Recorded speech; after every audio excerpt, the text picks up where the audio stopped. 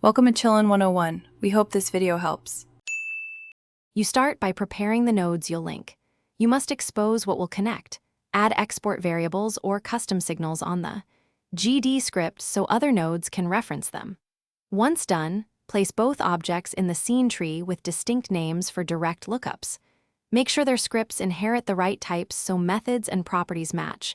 This prevents runtime type errors. This initial setup lets you reference instances reliably and avoids ambiguous object searches later. Now you create the actual links. You can use getNode or the $ shortcut to obtain instances, but better. Expose a node path export and assign it in the inspector, then use onReadyVar to cache it. For events, call connect on the signal so the sender triggers a receiver method. Include bind parameters when needed. Once connected, test calls by invoking methods across scripts. This verifies the reference and ensures your communication pattern is stable during runtime.